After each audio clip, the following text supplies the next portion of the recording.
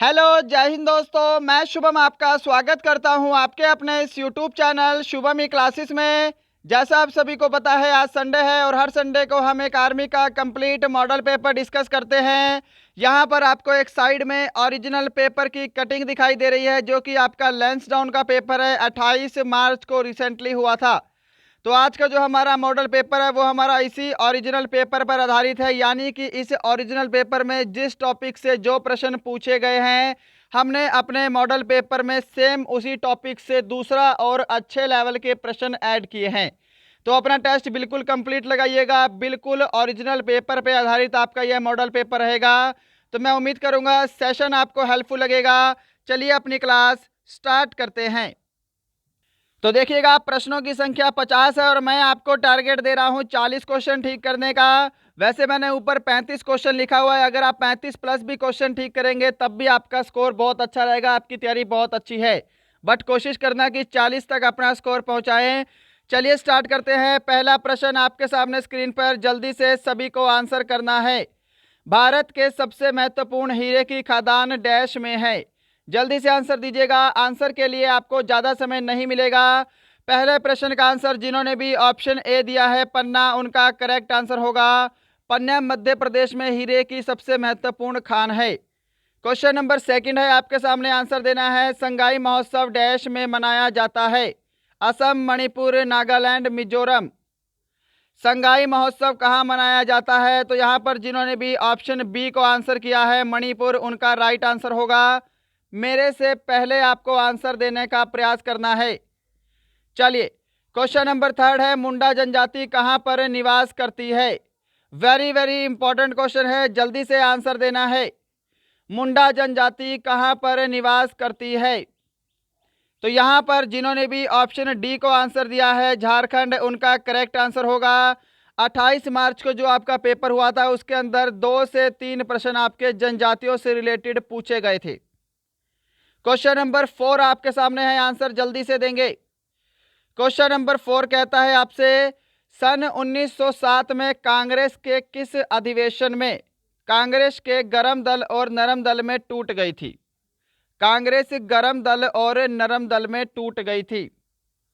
तो 1907 में कांग्रेस का सूरत अधिवेशन हुआ था, आप सभी को ध्यान रखना है। जिन्होंने भी ऑप्शन बी को आंसर किया है उनका आंसर बिल्कुल करेक्ट है। चलिए क्वेश्चन नंबर 5 आपके सामने है, सलारगंज संग्रहालय कहाँ स्थित है? कोलकाता, हैदराबाद, सिकंदराबाद, कोच्चि। सलारगंज संग्रहालय जो है, यहाँ पर अगर आपने ऑप्शन बी को आंसर दिया है हैदराबाद, उनका आंसर बिल्कुल राइट है। फटाफट से आपको आंसर देना है, ज़्यादा समय नहीं दे रहा हूँ आपको आंसर देने के लिए। क्वेश्चन नंबर 6 है, जल्दी से आंसर देंगे। पृथ्वी को 1 डिग्री देशांतर पार करने में कितना समय लगता है? 15 मिनट, 4 मिनट, 2 मिनट या फिर 5 मिनट। तो यहाँ पर अगर आप सभी ने ऑप्शन बी को आंसर दिया है 4 मिनट, तो आपका आंसर बिल्कुल करेक्ट है। पृथ्वी को 1 देशांतर पार करने में 4 मिनट लगते हैं। क्वेश्चन नंबर 7 है आपके सामने, अकाल तख्त की स्थापना किस गुरु ने की थी? जल्दी से आंसर दीजिएगा। और सभी प्रश्न मैंने सेलेक्टेड लिए हैं और वेरी वेरी इंपॉर्टेंट है। अकाल तख्त की स्थापना किस गुरु ने की थी? तो ऑप्शन आपका बी करेक्ट आंसर होगा, गुरु हरगोविंद। जिन्होंने भी ऑप्शन बी को आंसर किया है उनका आंसर बिल्कुल करेक्ट है। चलिए बढ़ते हैं नेक्स्ट पे। क्वेश्चन नंबर 8 आपके सामने स्क्रीन पर, उकाई परियोजना किस राज्य में अवस्थित है? In which state is the Ukai project located? Madhya Pradesh, Telangana, Andhra Pradesh, Gujarat. तो आंसर आपका ऑप्शन डी बिल्कुल करेक्ट आंसर होगा, गुजरात में उकाई परियोजना स्थित है। क्वेश्चन नंबर 9 है जी आपके सामने, आंसर जल्दी से देना है। स्वामी विवेकानंद का जन्म दिवस डैश के रूप में मनाते हैं? Birthday of Swami Vivekananda dash celebrated as? तो ऑप्शन आपने अगर बी को आंसर दिया है नेशनल यूथ डे, राष्ट्रीय युवा दिवस, तो आपका आंसर बिल्कुल करेक्ट होगा। स्वामी विवेकानंद का जन्मदिन राष्ट्रीय युवा दिवस के रूप में मनाया जाता है। चलिएगा क्वेश्चन नंबर 10 आपके सामने है, वेरी वेरी इंपॉर्टेंट। पूर्वी घाट पर्वत श्रेणी का सर्वोच्च शिखर है? पंचमढ़ी, महेंद्रगिरी, दोड्डा बेट्टा या फिर अनाईमुड़ी? तो अगर आप सभी ने ऑप्शन बी को आंसर दिया है, आंसर मैच करेंगे। क्या सभी ने ऑप्शन बी को आंसर किया है? पूर्वी घाट पर्वत श्रेणी का सर्वोच्च शिखर है महेंद्रगिरी। ऑप्शन बी सभी का करेक्ट आंसर होगा। क्वेश्चन नंबर 11, निम्न में से कौन सी पर्वत श्रृंखला सबसे पुरानी है? बहुत ही आसान प्रश्न है और विभिन्न एग्जामों में कई बार पूछा गया प्रश्न। बिल्कुल राइट आंसर ऑप्शन बी होगा, अरावली पर्वत श्रृंखला सबसे पुरानी है। क्वेश्चन नंबर 12 है आपके सामने, छत्रपति शिवाजी अंतर्राष्ट्रीय हवाई अड्डा कहाँ स्थित है? वेरी वेरी इंपॉर्टेंट है और अंतर्राष्ट्रीय हवाई अड्डों से रिलेटेड आपके पिछली बार 28 मार्च को बहुत सारे क्वेश्चन पूछे गए थे। आंसर जल्दी से देंगे। छत्रपति शिवाजी अंतर्राष्ट्रीय हवाई अड्डा कहाँ पर है? तो अगर आपने ऑप्शन बी को आंसर दिया है मुंबई, तो आपका बिल्कुल करेक्ट आंसर होगा। मुंबई महाराष्ट्र में छत्रपति शिवाजी अंतर्राष्ट्रीय हवाई अड्डा स्थित है। क्वेश्चन नंबर 13 है आपके सामने, कोयना बांध परियोजना कहाँ है? कोयना बांध परियोजना कहाँ पर है? मध्य प्रदेश, गुजरात, महाराष्ट्र, जम्मू कश्मीर? तो यहाँ पर अगर आप सभी ने ऑप्शन सी को आंसर किया है महाराष्ट्र, उनका आंसर बिल्कुल करेक्ट होगा। क्वेश्चन नंबर 14 है आपके सामने, कुतुबुद्दीन ऐबक की राजधानी कहाँ थी? Where was the capital of Qutbuddin Aibak? Purushpur, Kannauj, Lahore, Delhi? जल्दी से आंसर दीजिएगा, आंसर के लिए आपको ज़्यादा समय नहीं मिलेगा। ऑप्शन आपका सी बिल्कुल करेक्ट आंसर होगा, लाहौर। कुतुबुद्दीन ऐबक की राजधानी कौन सी थी? लाहौर थी। और क्वेश्चन नंबर 15 है आपका सामान्य ज्ञान का लास्ट प्रश्न, विधान परिषद का सदस्य बनने के लिए न्यूनतम उम्र सीमा कितनी है? तो आंसर दीजिएगा। क्या आप सभी ने ऑप्शन सी को आंसर दिया है? आंसर मैच करना है और सेशन को कंप्लीट होने के बाद सभी का स्कोर कमेंट बॉक्स में चाहिए। जिनका भी एग्जाम है नियरली 25 अप्रैल को या फिर 30 मई को, सभी विद्यार्थी स्कोर कमेंट करेंगे कि आपका स्कोर आज का कितना है। तो यहाँ पे जिन्होंने भी ऑप्शन सी को आंसर किया है 30 वर्ष, उनका करेक्ट आंसर होगा। विधान परिषद के लिए 30 वर्ष होती है। और इसके साथ अगर मैं बात करूँगा विधानसभा की तो उसमें होती है आपकी 25 वर्ष। चलिए, तो यहाँ पे आपके सामान्य ज्ञान कंप्लीट होता है। सेक्शन बी आपका सामान्य विज्ञान है 16 से 30। क्वेश्चन नंबर 16 है, किसी उदासीन घोल का पीएच मान कितना होता है? What is the pH value of a neutral solution? Option C correct answer होगा 7। क्वेश्चन नंबर आपके सामने 17 है, कास्टिक सोडा का रासायनिक सूत्र क्या है? What is the chemical formula of caustic soda? जल्दी से आंसर देंगे, राइट आंसर मैच करेंगे। ऑप्शन ए करेक्ट आंसर होगा NaOH। क्वेश्चन नंबर 18 है आपके सामने, लोहे का गलनांक डैश डिग्री सेल्सियस होता है? The melting point of iron is? तो आंसर मैच करेंगे। जिन्होंने भी ऑप्शन ए को आंसर दिया है 1538 डिग्री सेल्सियस, उनका आंसर बिल्कुल करेक्ट होगा। क्वेश्चन नंबर 19 आपके सामने, कैलकुलेटर का आविष्कार किसने किया था? Who invented the calculator? Edward Butler, John Pemberton, William Stanley या फिर ब्लेज पास्कल? क्या आंसर करोगे? आंसर आपका ऑप्शन डी करना है, ब्लेज पास्कल। ऑप्शन डी आपका राइट आंसर होगा। क्वेश्चन नंबर 20 आपके सामने, द्रवों के अपेक्षित घनत्व को ज्ञात करने के लिए किस यंत्र का प्रयोग किया जाता है? Which device is used to find the relative density of liquids?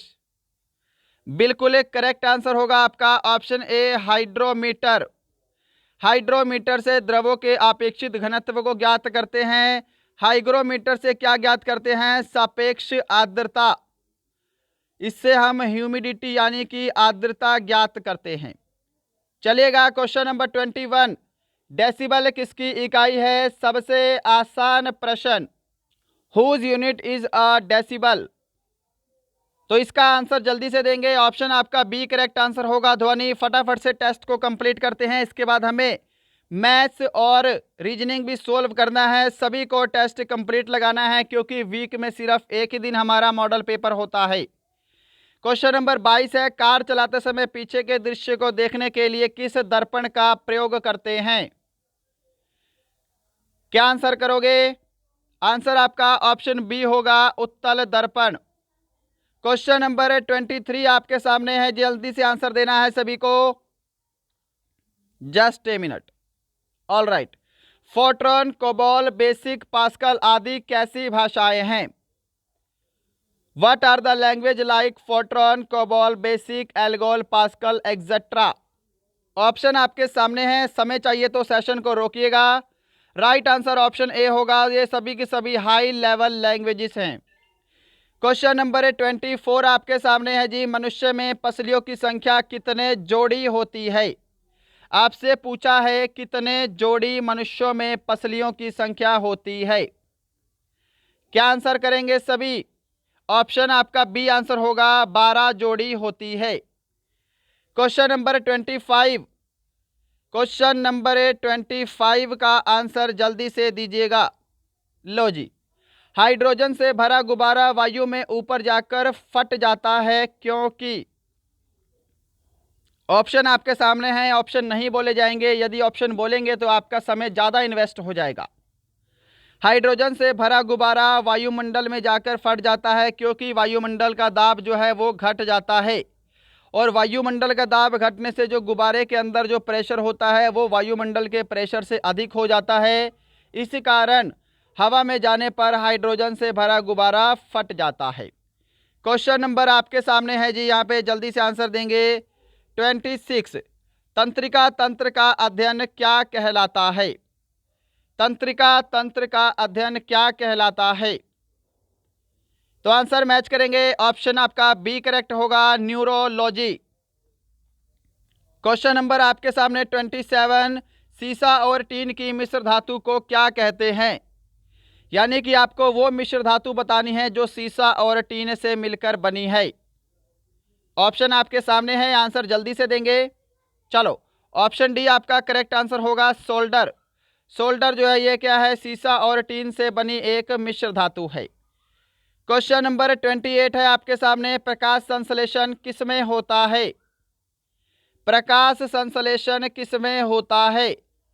सभी आंसर दे पाएंगे इसका। फोटोसिंथेसिस किसमें होता है? ऑप्शन डी आपका राइट आंसर होगा, पेड़ पौधों में होता है फोटोसिंथेसिस, प्रकाश संश्लेषण। चलिए, 29 का आंसर जल्दी से देंगे। एलपीजी गैस में किसका प्रयोग होता है? जल्दी से आंसर दीजिएगा। तो आंसर मैच करेंगे जिन्होंने भी ऑप्शन सी को आंसर किया है, ब्यूटेन उनका करेक्ट होगा। ब्यूटेन और प्रोपेन ये दोनों गैसें एलपीजी गैस में होती हैं। अगर आपको सेशन पसंद आ रहा है तो लाइक ज़रूर कीजिएगा, बिना लाइक करे चले जाते हो, अच्छा नहीं लगता है।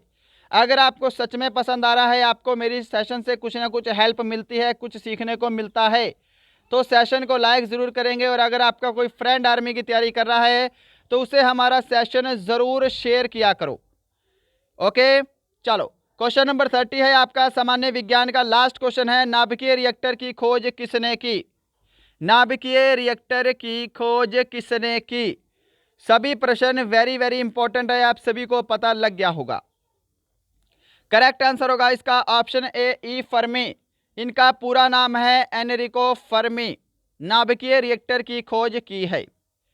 तो यहाँ पे आपके सामान्य ज्ञान, सामान्य विज्ञान कंप्लीट है। अब आपका सेक्शन सी है, गणित का 31 से 45 प्रश्न। टेस्ट को सभी को बिल्कुल कंप्लीट लगाना है। वीक में सिर्फ हमारा एक ही दिन टेस्ट होता है, किसी को भी बीच में छोड़कर नहीं जाना है ना, क्योंकि आपको एग्जाम में भी तो कंप्लीट करना पड़ेगा। और ये जो आपका मॉडल पेपर है बिल्कुल आपके लेटेस्ट ओरिजिनल पेपर के पैटर्न पर आधारित है। कॉपी पेन लेकर बैठिएगा और फटाफट टेस्ट लगाएंगे जल्दी से। क्वेश्चन नंबर 31, किसी वस्तु का क्रय मूल्य 420 रुपये है, यदि 45% लाभ पर बेचा हो तो विक्रय मूल्य ज्ञात करो। तो इसको डायरेक्ट कर लेना, मैं क्वेश्चन को डायरेक्ट फटाफट से करके बताऊंगा। तो देखिएगा, विक्रय मूल्य बताना है, लाभ हुआ है कितना? 45% का। तो डायरेक्ट करेंगे, देखो 420 रुपये क्रय मूल्य है, 45% का लाभ हुआ है तो 100 प्लस प्रॉफिट होता है, तो इसको हम 145 लिख सकते हैं और भाग कर देना है आपको 100 से। समझ में आया? विक्रय मूल्य आपका यहाँ से निकल जाएगा। क्रय मूल्य गुणा 100 प्लस प्रॉफिट डिवाइड बाई 100। अब देखो 0 से 0 कट गई, 5 दूनी 10 और यहाँ पर 5 दूनी 10, 5 नी 45, 2 से कैंसिल करेंगे यहाँ पे 21। अब 21 को आपको 29 से गुणा करना है। 21 को यदि हम 29 से गुणा करेंगे तो यहाँ पे आपका ऑप्शन बी करेक्ट आंसर आएगा 609। अगर आपने ऑप्शन बी को आंसर दिया है तो आपका आंसर बिल्कुल करेक्ट है।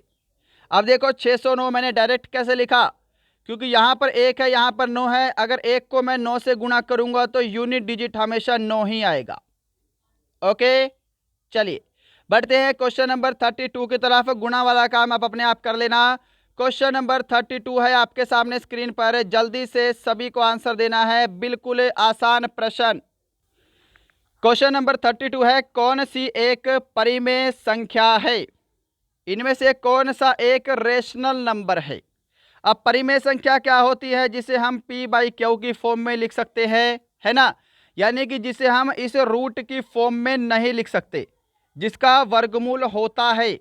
जैसे 4 है, इसका वर्गमूल 2 होता है, तो ये क्या है? एक रेशनल नंबर हो गया। तो देखिए यहाँ पर आपका ऑप्शन ए करेक्ट आंसर होगा। इनमें से कोई भी सोल्व नहीं होगा, तो ये क्या है? इर्रेशनल नंबर होते हैं। बढ़ते हैं नेक्स्ट पे। क्वेश्चन नंबर 33 आपके सामने है, इसको सोल्व करो जी। आसान सा प्रश्न कि यहाँ पे बोल रहा है कि 40% का, और यहाँ पे ब्रैकेट में आपको ये दे रखा है। तो देखिएगा यहाँ पे क्या करेंगे, सबसे पहले आपकी ब्रैकेट सोल्व होगी। तो 900 में अगर हम 200 जोड़ेंगे तो यहाँ पे 1100 बनेगा। का मतलब क्या होता है? गुणा होता है, और यहाँ पे क्या है आपका? 40% है। यही है ना? अब सोल्व कर दो फटाफट से, 0 से आपकी 0 कट गई, यहाँ पे आपका 440 आंसर आएगा, ऑप्शन सी। जिन्होंने भी ऑप्शन सी को आंसर किया है उनका आंसर बिल्कुल करेक्ट है। चले आगे, चलिए क्वेश्चन नंबर आपके सामने है 34, जल्दी से आंसर देंगे। सिंपल सा प्रश्न है जी, ध्यान से देखिएगा। क्वेश्चन बिल्कुल सिंपल है कि एक त्रिभुज की परिधि 1200 मीटर है। यदि भुजाओं का अनुपात 12:13:15 है तो सबसे छोटी भुजा ज्ञात करो। त्रिभुज की परिधि क्या होती है? परिमाप सभी भुजाओं का जोड़ होता है।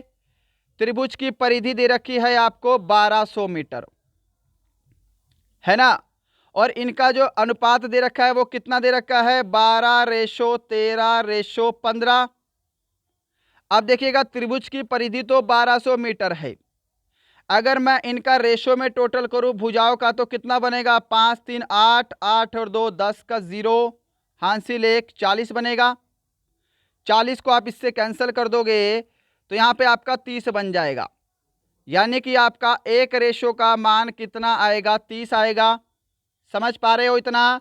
सबसे छोटी भुजा ज्ञात करनी है। सबसे छोटा रेशो 12 है, तो 12 को 30 से गुणा कर दो डायरेक्ट, कितना आएगा आंसर? यहाँ पे आपका 360 आ जाएगा। कौन से ऑप्शन में है? ऑप्शन आपका ए करेक्ट आंसर होगा। क्या सभी को क्वेश्चन समझ में आया है?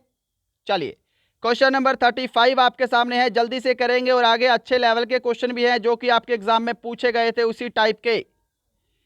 यहाँ पर बताइएगा अगली संख्या कौन सी आएगी। एक तरह से आपका रीजनिंग का क्वेश्चन है जो कि मैथ में पूछा गया था ओरिजिनल पेपर में, तो मैंने रीजनिंग का दूसरा क्वेश्चन यहाँ पर ऐड कर दिया है। तो देखो 2 2 का मल्टीपल हो रहा है, 2 दूनी 4, 4 दूनी 8, 8 दूनी 16, 16 दूनी 32 और 32 दूनी 64। ऑप्शन आपका बी करेक्ट होगा। क्वेश्चन नंबर 36 आपके सामने है, जल्दी से इस प्रश्न को आंसर देंगे, और ये वाला प्रश्न आपके एग्जाम में पूछा जाने लगा है। मैं आपको 2-3 बार करवा भी चुका हूं, सभी को सोल्व करना है। बोल रहा है कि ए और बी एक काम को 9 दिन और 15 दिन में करते हैं। यदि ए काम शुरू करता है और दोनों एक दिन छोड़कर काम करते हैं तो काम कितने दिन में पूरा होगा? जल्दी से सोल्व करेंगे। इस टाइप का क्वेश्चन मैं आपको पहले भी करवा चुका हूं। देखिए बोल रहा है कि ए जो है वो किसी काम को कितने दिन में करता है? 9 दिन में, और बी उसी काम को कितने दिन में करता है, 15 दिन में करता है। अगर मैं इनका एलसीएम लूंगा तो इनका एलसीएम कितना आएगा भाई, 45 आएगा, और 45 क्या है, आपका टोटल वर्क है। अब देखिएगा 9 को 5 से गुणा करेंगे 45, और 15 को 3 से गुणा करेंगे तो 45, यही है ना। अब देखो ए काम शुरू करता है और ए की कार्य करने की क्षमता कितनी है, 5 है। यानी कि ए जो है वो पहले दिन में 5 काम करेगा, अगले दिन बी काम करेगा तो बी दूसरे दिन कितना काम करेगा, 3 काम करेगा, है ना। तो यहां से आपको डायरेक्ट कैसे करना है कि आपने को पता लग गया कि 2 दिन में टोटल कितना काम हो रहा है, 8 यूनिट काम हो रहा है। समझ गए, 2 दिन में 8 यूनिट काम हो रहा है। हमको काम कितना करवाना है, 45 यूनिट। तो क्या करो, इसके पहले क्लोज पहुंचो।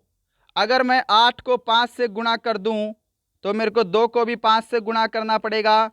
तो यहाँ पे आपका 10 दिन हो गया, और यहाँ पे आपका काम कितना कंप्लीट हुआ है, 10 दिन में 40 काम कंप्लीट हुआ है। समझ गए। अब देखो 10 दिन में आपका टोटल काम कंप्लीट हुआ है 40, हमको 45 काम कंप्लीट करना है। यानी कि देखो अगले दिन कौन काम करेगा, ए काम करेगा। ए की कार्य क्षमता कितनी है, एक दिन की 5 है, और शेष काम भी कितना बचा हुआ है, आपका 5 बचा हुआ है। तो यानी कि अगले दिन यानी कि 11 दिन में क्या कितना काम हो जाएगा, 45 यूनिट काम कंप्लीट हो जाएगा। तो काम कितने दिन में पूरा होगा, 11 दिन में पूरा होगा। ऑप्शन आपका बी करेक्ट आंसर होगा। क्या सभी को ये क्वेश्चन समझ में आया है? मैं उम्मीद करूंगा समझ में आया होगा, और अगर नहीं समझ में आया तो इस क्वेश्चन को दोबारा से देख सकते हैं। ये क्वेश्चन मैं आपको 2-3 बार भी करवा चुका हूं इस टाइप का। चलिए क्वेश्चन नंबर 37 आपके सामने है, जल्दी से आंसर देंगे इस प्रश्न का।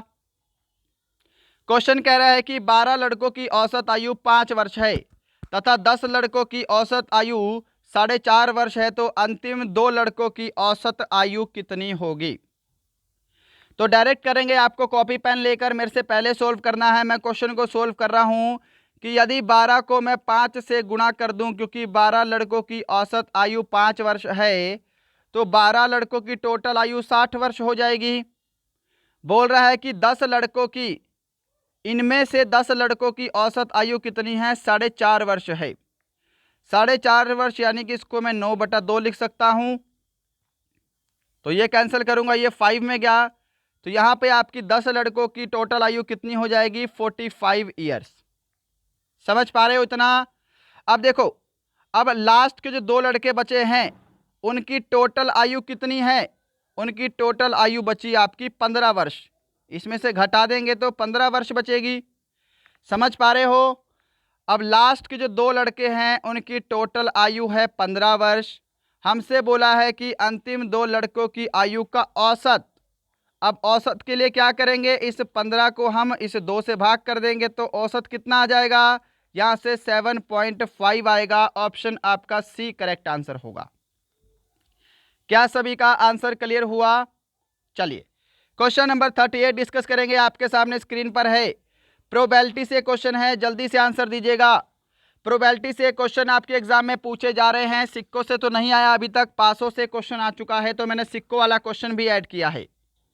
यहां पर आपसे बोल रहा है कि 2 सिक्के एक साथ उछाले जाते हैं, दोनों पर हेड आने की प्रायिकता क्या होगी। अब देखो, अगर हम 2 सिक्के उछालेंगे तो आपको पहले पता होने चाहिए कि टोटल केस कितने बनेंगे। 2 सिक्के एक साथ उछालेंगे तो क्या होगा, यहाँ एक बार हेड और हेड आ सकता है, या फिर एक बार टेल और टेल भी आ सकता है दोनों पर, या फिर एक पर हेड आएगा एक पर टेल आएगा, या फिर एक पर टेल आएगा एक पर हेड आएगा। यही पॉसिबिलिटीज़ होगी, इनके अलावा तो कोई और पॉसिबिलिटीज़ नहीं होंगी। तो यानी कि टोटल कितनी संभावनाएं बनेंगी, टोटल आपकी 4 पॉसिबिलिटीज़ बनेंगी। ओके, हमसे बोला है दोनों पर ही हेड आने की प्रायिकता, तो मेरे को दिखाई दे रहा है दोनों पर हेड क्या है, सिर्फ एक ही कंडीशन में आ रहा है ना। तो वहां पे कितनी पॉसिबिलिटीज़ बनेगी, 1 बनेगी। तो ऑप्शन ए आपका करेक्ट आंसर होगा, 1/4। समझ पा रहे हो। दोनों पर हेड आने की प्रायिकता कितनी है, 1 है। अगर बोलता दोनों पर टेल आने की प्रायिकता, तब भी आपका आंसर क्या होता, 1 होता, 1/4। चलिए नेक्स्ट है क्वेश्चन नंबर आपके सामने 39, जल्दी से आंसर देंगे। सिंपल सा प्रश्न है कि 5% वार्षिक ब्याज की दर से कितनी धनराशि 3 वर्षों में 60 रुपये ब्याज अर्जित कर लेगी। और ध्यान रखिएगा यहाँ पर जो ब्याज है वो आपका ब्याज क्या है, साधारण है। अब इस क्वेश्चन को जल्दी से सोल्व करो। तो देखो यहां पर आपसे क्या बोला है, कितनी धनराशि, यानी कि आपसे प्रिंसिपल निकालना है। और प्रिंसिपल निकालने का सूत्र क्या होता है, simple interest into 100 divide by कितना होगा, रेट इंटू टाइम। तो देखो जी सिंपल इंटरेस्ट 60 है, 60 गुणा 100 करेंगे, रेट ऑफ इंटरेस्ट 5% और टाइम कितना है 3 ईयर्स। बस अब यहां से फटाफट से कैंसिल कर दो। कैंसिल करेंगे, देखो 5 से कैंसिल करता हूं, ये आपका जाएगा कितनी बार में, यहां पे कैंसिल करता हूं, ये आपका जाएगा 20 टाइम में। और 3 से कैंसिल करूंगा, 3 से कैंसिल करने पर भी ये आपका 20 टाइम में जाएगा। 20 या 60 और 20 को 20 से गुणा करेंगे तो कितना आएगा, 400 आएगा। और ये 400 ही आपका करेक्ट आंसर होगा। क्या सभी का आंसर बिल्कुल करेक्ट आया है? जिन्होंने भी ऑप्शन सी को आंसर किया है उनका आंसर बिल्कुल करेक्ट है। चलिए क्वेश्चन नंबर 40 आपके सामने है। मैं उम्मीद करूंगा टेस्ट लगाने में आपको मजा आ रहा होगा, बिल्कुल अच्छे लेवल का आपके सामने टेस्ट है।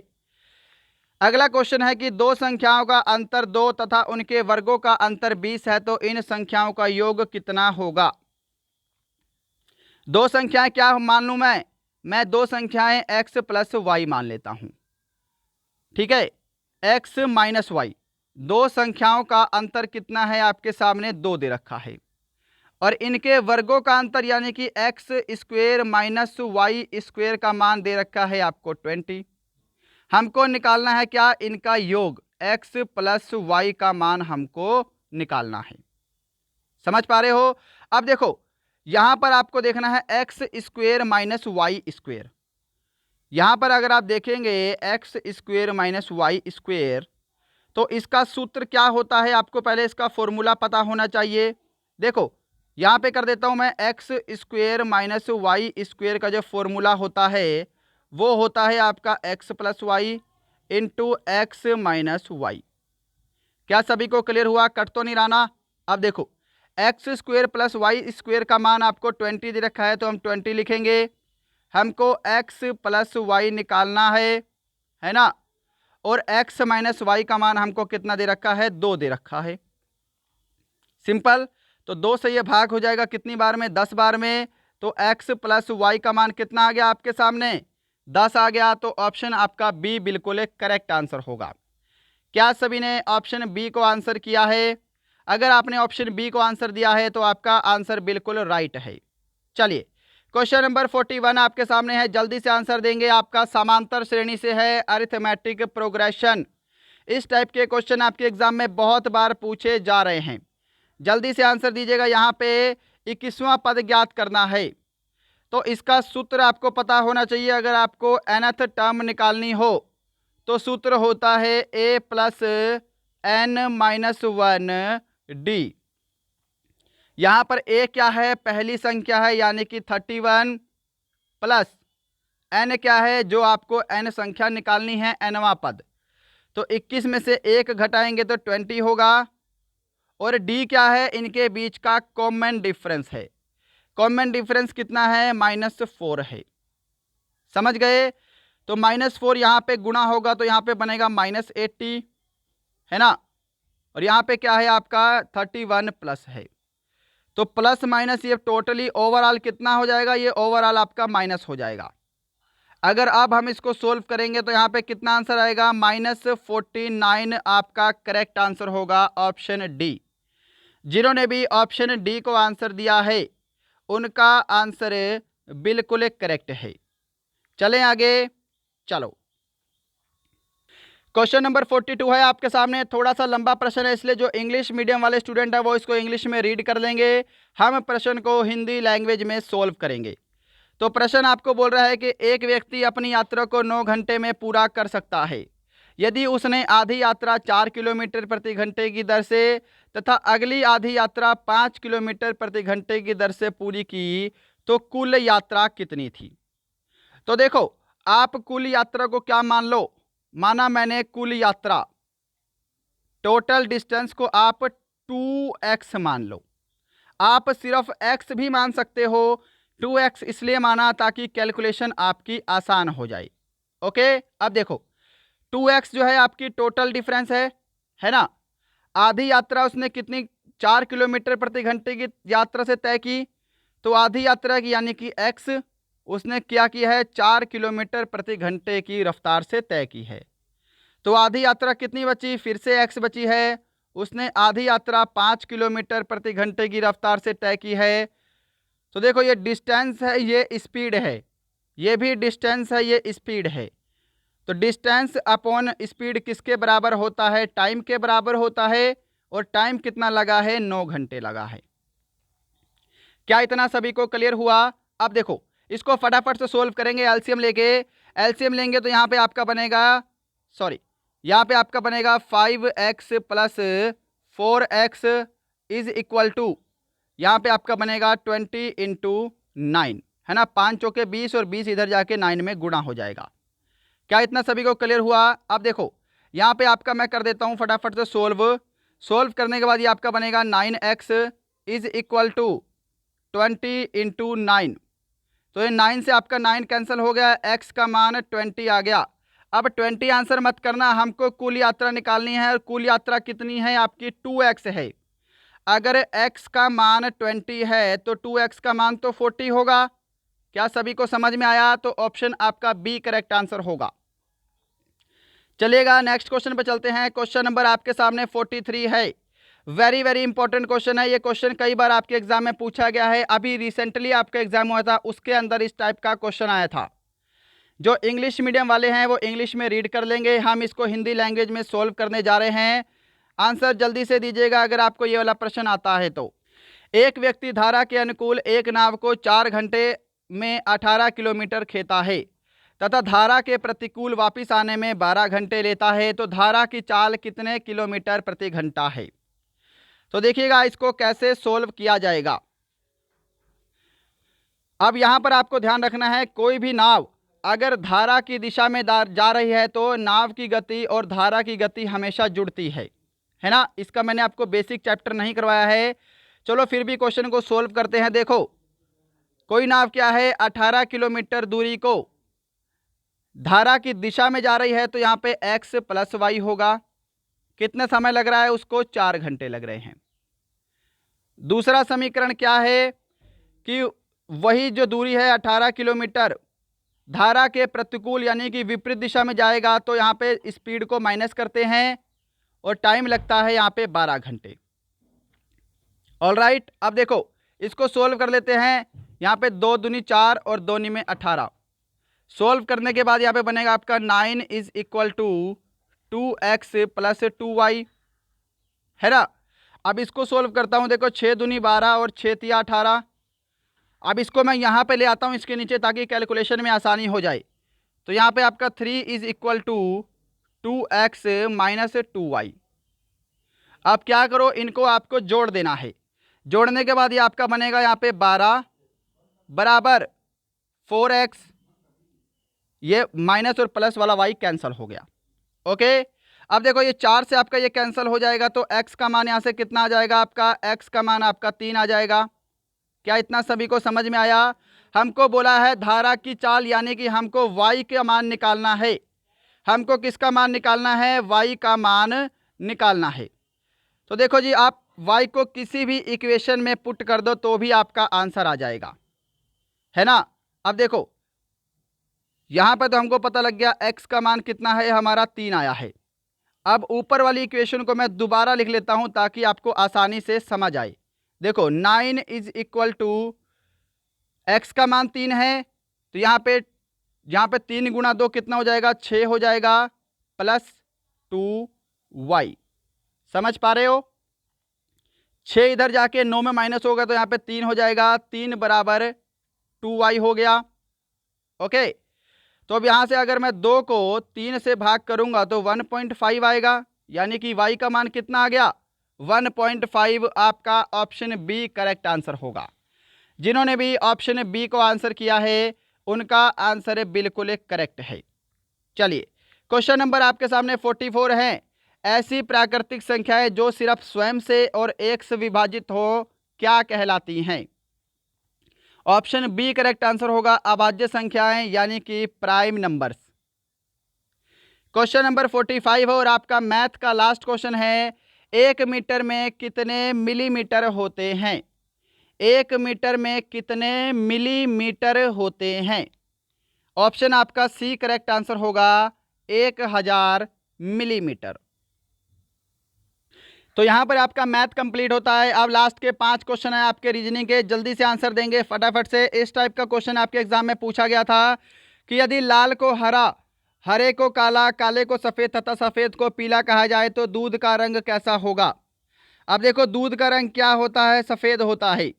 यहाँ पे आपको देखना है सफेद को क्या कहा जा रहा है? सफेद को पीला कहा जा रहा है, तो दूध का रंग कैसा हो जाएगा? पीला हो जाएगा। तो अगर आपने ऑप्शन डी को आंसर किया है तो आपका आंसर करेक्ट है। क्वेश्चन नंबर 47 है, जल्दी से आंसर देंगे। सिंपल सा प्रश्न है, इनमें से गलत पद बताना है आपको, कौन सा इसमें इनकरेक्ट नंबर है?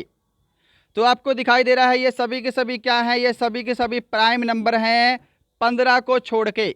तो यहाँ पे ऑप्शन सी करेक्ट होगा, क्योंकि 15 जो है यह 3 से भी भाग होता है, 5 से भी भाग हो जाता है, जबकि प्राइम नंबर क्या है? सिर्फ 1 से और अपने ही नंबर से भाग होते हैं। क्वेश्चन नंबर 48 आपके सामने है, आंसर देंगे। यहाँ पर आपको विषम संख्या बताना है, कौन सा विषम समूह है? तो देखो 3 पंजे 15, 14 पंजे 70, 9 5 45 और 16 3 48। तो यहाँ पे ऑप्शन डी करेक्ट आंसर होगा।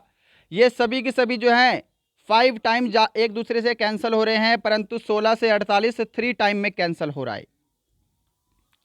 क्वेश्चन नंबर 49 आपके सामने है और देखिएगा इसका पीडीएफ भी आपको मिल जाएगा। पीडीएफ बताने में थोड़ा सा लेट कर देता हूँ। पीडीएफ आपको हमारे टेलीग्राम चैनल पे मिल जाएगा, शाम तक पीडीएफ अपलोड हो जाएगा इसका। अगर आपने टेलीग्राम चैनल को ज्वाइन नहीं किया है, डिस्क्रिप्शन में लिंक है, जाके टेलीग्राम चैनल को ज्वाइन करेंगे। यहाँ पर बताएंगे क्या लॉजिक फॉलो हो रहा है। यदि रोम को 134 लिखते हैं, मैन को ये लिखते हैं, तो राम को कैसे लिखेंगे? तो देखिएगा इसी में से आपको राम का कोड ढूंढ के लिखना है। ओके, देखो यहाँ पे आर का कोड कितना है? 1 है। एक ए का कोड कितना है? यहाँ पे 5 है। और एम का कोड कितना है? यहाँ पे 4 है ना। तो यहाँ पे ऑप्शन बी करेक्ट आंसर होगा 154। क्वेश्चन नंबर 50 है और आज का लास्ट क्वेश्चन है, जल्दी से आंसर देंगे। कैलेंडर से क्वेश्चन है कि यदि बीते हुए कल से 2 दिन बाद सोमवार था तो आने वाले कल से 3 दिन पहले कौन सा दिन होगा? क्वेश्चन है थोड़ा सा कन्फ्यूजिंग है, ध्यान से आंसर दीजिएगा। देखो माना मैंने ये क्या है, ये प्रेजेंट डे है, आज का दिन है। कह रहा है कि बीते हुए कल से, ये आपका बीता हुआ कल हो गया, से 2 दिन बाद, 2 दिन पहले नहीं बोला आपसे, आपको बोला है इससे 2 दिन बाद। 2 दिन यानी कि यहाँ पे आएगा। तो बीते हुए कल से 2 दिन बाद क्या था? आपका सोमवार था, मंडे था। समझ गए? तो आने वाले कल से 3 दिन पहले कौन सा दिन होगा? तो देखो प्रेजेंट डे तो आपका ये है, आने वाला कल आपका सोमवार है, इससे 3 दिन पहले, पहले यानी कि आपको इधर जाना है ना। 1 2 3 दिन पहले यहाँ पे कौन सा दिन होगा आपको ये बताना है। क्या समझ पा रहे हो? मैं उम्मीद करूँगा समझ में आया होगा। देखो सोमवार है तो यहाँ पे आपका रविवार होगा, यहाँ पे आपका शनिवार होगा, और यहाँ पे आपका कौन सा वार होगा? यहाँ पे आपका शुक्रवार होगा। तो फ्राइडे ऑप्शन आपका बी यहाँ पर बिल्कुल करेक्ट आंसर होगा। अगर आपने ऑप्शन बी को आंसर दिया है तो आपका आंसर करेक्ट होगा, शुक्रवार, शनिवार, रविवार, सोमवार। क्या सभी को ये वाला क्वेश्चन समझ में आया है? मैं उम्मीद करूंगा समझ में आया होगा। तो दोस्तों ये थे आपका पूरे 50 प्रश्नों का मॉडल पेपर, थोड़ा सा अच्छा खासा लेवल था। बताना आज का सेशन आपको कैसा लगा। मैं उम्मीद करूंगा सेशन आपको हेल्पफुल लगा होगा। कल सुबह 10 बजे सभी को तैयार रहना है मैराथन क्लासेस के लिए। कल एक और सरप्राइज़ है आप सभी के लिए। मिलते हैं कल किसी और अच्छे टॉपिक के साथ। तब तक के लिए जय हिंद, जय भारत।